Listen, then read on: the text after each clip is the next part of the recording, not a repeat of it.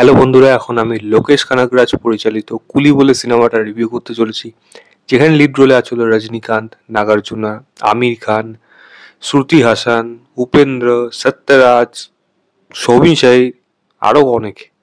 ছোট করে যদি গল্পটা বলি, এখানে রজনীকান্ত যে একজন একসময় কুলি ছিল, কিন্তু সে এখন সেখান থেকে সেই কাজ করে না, কাইন্ড অফ একটা নিরুদ্দেশ হয়েই থাকে। সাইমন ক্যারেক্টারে যে প্লে করছে এখানে নাগার্জুনা, তার কিছু বিজনেস ডিল আছে এবং সেখানে এমন কিছু ডিল করছে যার জন্য রজনীকান্তকে ফেরত আসতে হচ্ছে। এবং রজনীকান্তের এক বন্ধু আছে যাকে মেরে ফেলার পেছনে হয়তো এই সাইমনেরই হাত আছে। রজনীকান্ত কিভাবে এসে তার বন্ধুর মৃত্যুর বদলা নেবে এবং এই সাইমনের হাত থেকে কার্টেলটাকে কি নিজের হাতে কন্ট্রোলে আনতে পারবে, এর থেকে বেশি আনতে হলে আপনাকে সিনেমা হলে গিয়ে এই সিনেমাটা দেখতে হবে। যদি জিজ্ঞেস করেন কেমন হয়েছে, আমি বলবো লোকেশের সিনেমা থেকে আপনি যখন বেশি এক্সপেকটেশন নিয়ে যাবেন, এই সিনেমাটা কিন্তু আপনাকে হতাশ করবে। তবে এই কথাটা বলে দেওয়া দরকার, প্যাকটা ফলে সিঙ্গেল স্ক্রিনে বিশেষ করে যদি আপনি দেখেন, তাহলে কিন্তু আপনার বোরডমটা কিন্তু সেই লেভেলে পৌঁছাবে না যতটা আপনি একা দেখলে কিন্তু এই সিনেমাটা দেখে মনে হবে। কারণ প্যাকটা ফলে প্রচুর চিৎকার চেঁচামেচি হবে, যেটা আমি ফেস করেছি। আমি নবীনাথের নাইট শোটায় গেছিলাম রাত্রি 8টায়। তো সেটাও সকালবেলার মতোই যেমন হাউসফুল ছিল, রাতেও পুরোপুরি হাউসফুল। তো প্রত্যেকটা হিরোর এন্ট্রি হোক, ভিলেনের এন্ট্রি হোক, যা জায়গা হোক, মাস মুভমেন্ট হোক, প্রত্যেকটা জায়গায় চিৎকার চেঁচামেচি হয়েছে। যার জন্য সিনেমা হলে হয়তো সেইভাবে আমি যতটা সিনেমাটা কোয়ালিটি অনুযায়ী খারাপ, ততটা কিন্তু সিনেমা হলে ততটা মনে হচ্ছিল না। কিন্তু পরে যদি আমি ভাবতে যাই, তখন দেখছি এর মধ্যে কিন্তু বেশ কিছু খামতি রয়েছে। ভালো জিনিস রয়েছে, সেগুলো আলোচনা করছি। প্রথম ভালো জিনিস হলো এই সিনেমাটা ম্যাক্সিমাম পোর্শনে বাঁচিয়ে দিয়েছিল অনিরুদ্ধের বিজিএম। এই মানুষ, এই ছেলেটা মানে এমন কিছু করে দিতে পারে যেটা কিন্তু জিরোকে হিরো বানিয়ে দিতে পারে। এরকম টাইপের আমি একটা কথা কেন বলছি, সেটা আপনারা সিনেমাটা পুরো দেখার পর আপনার মনে হবে। প্রচুর এরকম জায়গা রয়েছে যেগুলো অনিরুদ্ধের বিজিএম পুরোপুরি আপলিফ্ট করছে এবং সত্যিই মানতে হবে এটা কিন্তু অনিরুদ্ধের সেরা বিজিএম না, সেরা কিন্তু কাজ না। মিউজিক অ্যালবাম হোক, মিউজিক অ্যালবামের থেকেও আমি বলবো বিজিএম, অনিরুদ্ধকে সবসময় বিজিএমের জন্য বেস্ট মনে করি, মিউজিক অ্যালবামের জন্য না। তো সেখানে বিজিএম তার কিন্তু এটা বেস্ট না, কিন্তু সিনেমার যা কোয়ালিটি সেই অনুযায়ী কিন্তু এই বিজিএম কিন্তু অনেক বেশি ওয়ার্ক করছে। প্রিমিয়ামনেস কাজটার মধ্যে আছে, যেরকম শ্যুট করা হয়েছে, যে স্টাইলাইজেশন মেনটেন করা হয়েছে, সেইগুলো দেখুন মানে ভালো করে করা। তো সেইগুলো কিন্তু আপনার খামতি লাগবে না। পারফরমেন্সে যদি কথা বলি, দেখুন রজনীকান্তের সিনেমা রজনীকান্ত পুরোপুরি ছেয়ে থাকে, তো সেটা কিন্তু এই সিনেমার মধ্যেও রয়েছে। তবে হ্যাঁ, শুধু রজনীকান্তেরই এই সিনেমাটাও থেকে যায়নি, কিছু কিছু পোর্শনে কিছু কিছু আর্টিস্টে ভালো পারফরমেন্স দিয়েছে। যেমন শোভিন শাহিরের স্টার্টিংয়ের দিকে যেরকম পারফরমেন্স ছিল, শোভিন শাহির লাস্টের দিকে যা যা ঘটনা ঘটে, কিন্তু তার পারফরমেন্স কিন্তু আপনার ভালো লাগবে, সিনেমা হলে কিন্তু ভালো লাগবে। নাগার্জুনা যদি কথা বলি, নাগার্জুনা পারফরমেন্স ঠিকঠাক আছে, কিছু জায়গায় ভালো, কিছু জায়গায় সেরকম স্ট্যান্ডার্ডে যেতে পারেনি, যেটা আমার এখানে দেখে মনে হয়েছে। আর যদি বাকিদের কথা বলি, শ্রুতি হাসান, সত্যরাজ, এদের ওকে ওকে পারফরমেন্স, এক্সট্রাঅর্ডিনারি কিছু না। আমির খান, উপেন্দ্র, এদেরকে না জোর করে ফোর্সফুলি রাখা হয়েছে, পরিষ্কার বোঝা যাচ্ছে। আমির খানটা হয়তো লোককে মজা দেবে, মজা করেই সেগুলো করা হয়েছে। উপেন্দ্র তো মানে ফুল ডাসা টাইপের, যে কথা আমি ওয়ার্ডটা ইউজ করলাম, তো আমার বিশ্বাস হলে যারা দেখবেন, ভর্তি হল থাকলে হেভি মজা পাবেন ওই জায়গাগুলো। আমিও দেখতে দেখতে কিন্তু হ্যাঁ চিৎকার চেঁচামেচি মজা পাচ্ছিলাম, কিন্তু পরে ভাবছি দেখি তার মধ্যে কেউ পোটেনশিয়াল কিছু নেই ক্যারেক্টারটা, যেটা আমার দেখে মনে হয়েছে। গান যেহেতু বললাম এখানে ভালো, ছোট অল্প বিস্তর ইমোশনাল পোর্শন আছে, যেটা খুব বেশি যে ভালো ওয়ার্ক করেছে আমি সেখানে বলবো না। এবং একটা মানে ওভারঅল দিক থেকে মেকিং ওয়াইজ একটা ডিসেন্ট ওয়ান টাইম ওয়াচ হিসেবে, একটা স্ট্যান্ডালোন সিনেমা হিসেবে আপনি এটাকে একটা ওকে হিসাবে সিনেমা গণ্য করতে পারেন। সিনেমার প্রধান প্রবলেম হলো এই সিনেমাকে কেন্দ্র করে যা যা হাইপ তোলা হয়েছে গল্পকে উপর বিশ করে এবং লোকেশের উপর ভরসা করে, যা যা আমরা ভেবে রেখেছিলাম সম্পূর্ণটা কিন্তু পৃথক আছে। তার প্রধান কারণ হলো এর রাইটিং। একটা গল্প আপনি কিরমভাবে বলছেন, কিরমভাবে লিখেছেন, সমস্ত কিছু কিন্তু নির্ভর করে রাইটার ডিরেক্টরের ভাবনা চিন্তার উপর। সেখান থেকে যদি আমি বলি, এটা কিন্তু খুব বাজেভাবে লেখা হয়েছে, যার জন্য গল্পটা কিন্তু সেরকম ইন্টারেস্টিং প্রত্যেকটা মোমেন্টে হচ্ছে না।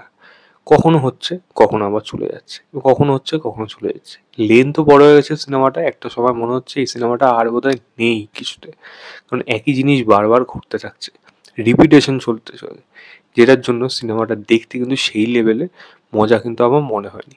ক্যারেক্টারগুলোকে নিয়ে অনেক কিছু করা যেত, বিশেষ করে ভিলেনের ক্যারেক্টারটা, কারোর ক্যারেক্টার এখানে ভালোভাবে এস্টাবলিশ না, খুব বাজেভাবে সেগুলোকে স্ক্রিন প্লের মধ্যে ফিট করানো হয়েছে, যেটা পরিষ্কার বোঝা যাচ্ছে। এবং ক্যামিওগুলো হচ্ছে বললাম, ওইগুলো জাস্ট মাস মুভমেন্ট এলিমেন্ট করবে এবং লোকে এনজয় করবে, প্রত্যেকটা ইন্ডাস্ট্রি থেকে একজন একজনকে নিয়ে, যার জন্য এটা করা। শাহরুখ খানের করার কথা ছিল এই রোলটা, ক্যান্সেল করে দিয়েছিল, ভাগ্যিস করেনি মনে হয়, আমির খান করেছে এটা। যাই হোক, সেটা আমির খানের, সেটা তাদের ব্যাপার। এবং যদি বলি, এরকম ধরনের গল্পে না ইমোশনাল অ্যাঙ্গেলটা স্ট্রং হওয়ার প্রয়োজন। অ্যাকশন হচ্ছে ঠিক আছে, তার পেছনে ইমোশনাল দিকটা কিন্তু রাখা দরকার। আমি যদি লোকেশের আগের সিনেমাগুলো বলি, সেখানে কিন্তু অ্যাকশন বিহাইন্ড দি ইমোশনগুলো রয়েছে, সেটা কিন্তু খুব ভালোভাবে ওয়ার্ক করে। সেটা লিও হোক, সেটা বিক্রম হোক, খ্যাতি হোক, সেগুলোর মধ্যে কিন্তু ওয়ার্ক করে। এলসিও বলে কিন্তু বলছি না এটা, এটা বলে দেওয়া যে এটা এলসিওর সাথে কোনো কানেকশন নেই। তবে হ্যাঁ, এইটুকু বলে দিতে পারি, ওখানে যে ইমোশনাল অ্যাঙ্গেলগুলো উঠে আসছিল, সেগুলো কিন্তু এই সিনেমার মধ্যে কোনোভাবে সেরকমভাবে এস্টাবলিশই হয় না, কারণ সেইভাবে মোমেন্টই রাখা হয়নি। সেগুলো রাখার প্রয়োজন ছিল, যেটা আমার মনে হয় দেখাতে তারা সক্ষম হয়নি বা ভালোভাবে দেখাতে পারেনি। ব্যাক স্টোরি একটা জায়গা রয়েছে, যেটা যে খুব ভালোভাবে করা হয়েছে একেবারে না। এবং মানে মানে ওখানে যা যা ঘটনা ঘটে, একটা মানুষকে চিনতে পারছে না, অনেক আগে তাকে দেখেছিল, তার উপর প্রচুর সে রাগ, কিন্তু পরে গিয়ে তাকে চিনতে পারছে না, শেষ মুহূর্তে গিয়ে তার মনে পড়ছে। এটা না বিশ্বাসযোগ্য করে উঠতে কিন্তু পারেনি গল্পের মধ্যে রাইটিং এর মাধ্যম দিয়ে, যেটা আমার কিন্তু এখানে দেখে মনে হয়েছে। এবং যে বললাম সাপোর্টিং যে ক্যারেক্টারগুলো যারা যারা রয়েছে, ওয়েস্ট করা হচ্ছে, কারোর কিন্তু সেই গল্প লেভেলে সেই জায়গা কিছু নেই। টুইস্ট অ্যান্ড টার্ন যেগুলো রয়েছে গল্পের মধ্যে, সেগুলো কিন্তু অনেক সময় প্রেডিক্টেবল, অনেক সময় সেগুলো বেমতলব, কারণ পরিষ্কার বোঝা যাচ্ছে এটা গল্পের মধ্যে কোনো পুশ করছে না, জাস্ট ওই মানে একটা রাখতে হবে এবং মানুষকে শক দিতে হবে, তারা বেশি কিছু ভাবতে যাবে না, কারণ আমি গল্পটা সেইভাবে রাখবো। সেটাই করতে গিয়ে তারা কিন্তু এখানে পুরোপুরি এই টুইস্টগুলো খুব একটা কিন্তু সিনেমাও ওয়ার্ক করেনি।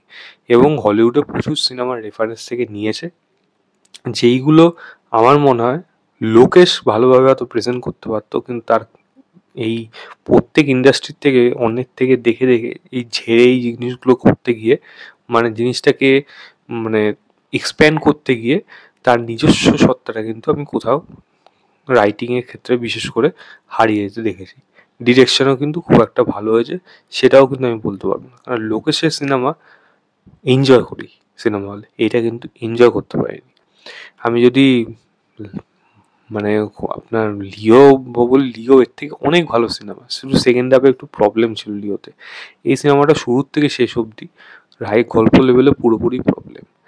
প্রচুর জিনিস আছে এই সিনেমাটার মধ্যে খারাপ দিক নিয়ে আলোচনা করা যায়, গার্টেলটাকে নিয়ে, এই ভিলেন কিরমভাবে এত বড় করে ইন্ট্রোডিউস করা হলো, ভিলেনটা আসলে কি, সে কি সত্যিকারের মানে বুদ্ধিদীপ্ত মানুষ না রীতিমতো একটা ডাসা, সেটা পরিষ্কার আপনারা যখন সিনেমা দেখবেন বুঝতে পারবেন। তো বিল্ড আপ যেরকম ভালো না, সেরকমভাবে ক্যারেক্টারটাকে লেখাও যেহেতু হয়নি, তার সেই বড়াটাই একেবারে ফিল করা যায় না। সেকেন্ড হাফে তো পুরোপুরি হাওয়াই থাকে ক্যারেক্টারটা। তো এরকম অনেক জিনিস রয়েছে যেগুলো কিন্তু পুরোপুরিভাবে হতাশ করেছে। তবে আমি বলবো, যদি দেখার ইচ্ছা হয় আপনারা গিয়ে দেখুন। প্যাকটা ফলে এখন মোটামুটি 4 দিনে, বৃহস্পতি থেকে রোববার ভালো রকমভাবে চলবে সিনেমা, প্যাকটা ফল থাকবে, লোকে সিটি মারবে, হাততালি দেবে, এই মুমেন্টগুলো কিন্তু রয়েছে, মাস মুমেন্ট রয়েছে সিনেমাটার মধ্যে।